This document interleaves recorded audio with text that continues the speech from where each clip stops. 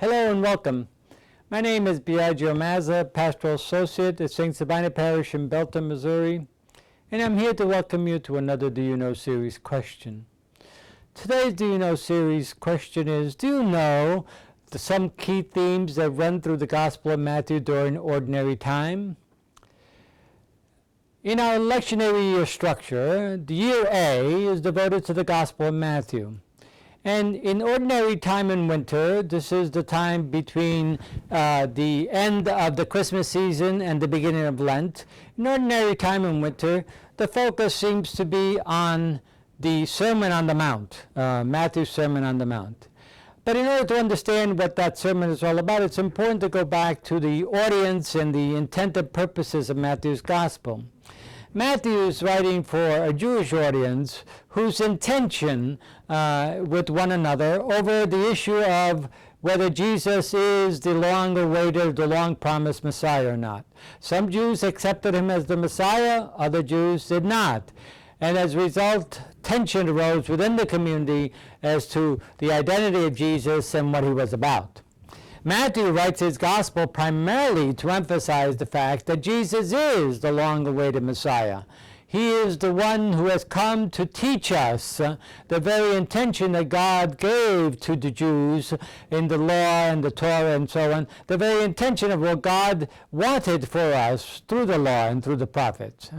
And so Matthew pictures Jesus as the teacher par excellence. As a matter of fact, throughout the entire gospel, Jesus has 5 major discourses in Matthew's gospel.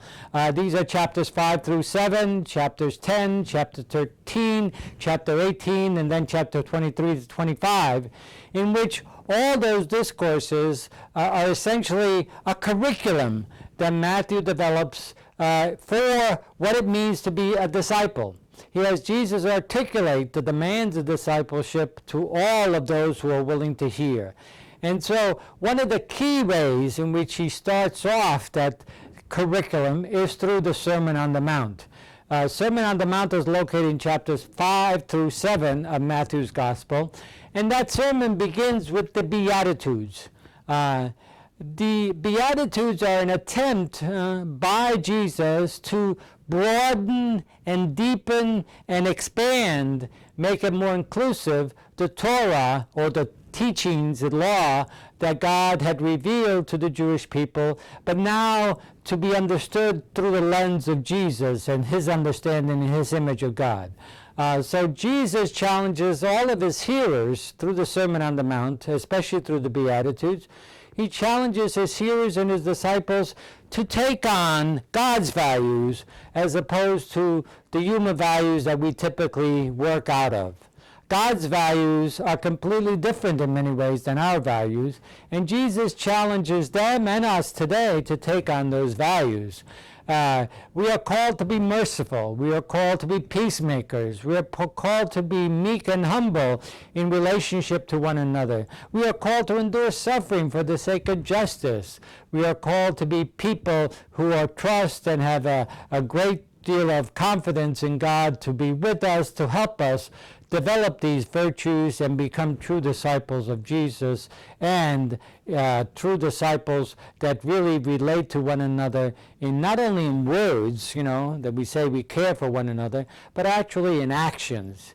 This is the gospel that continually Jesus pushes us towards the belief that not only are you to say, Lord, Lord, but you have to show it. You have to follow through on it, and so on.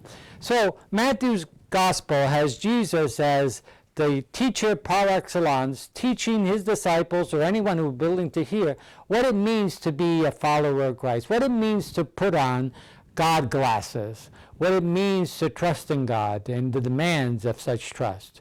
So Jesus goes about deepening, expanding, and broadening, making the Torah more inclusive so that we get at the very intent that God had for the law, and not necessarily just getting hung up on the words of the law or the letter of the law as opposed to the very spirit of the law.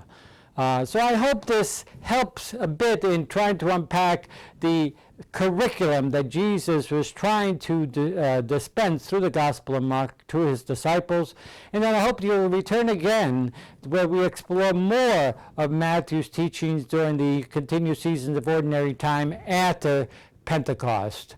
So thank you very much for paying attention to this particular Do You Know, and I hope you will return again for more. Thank you.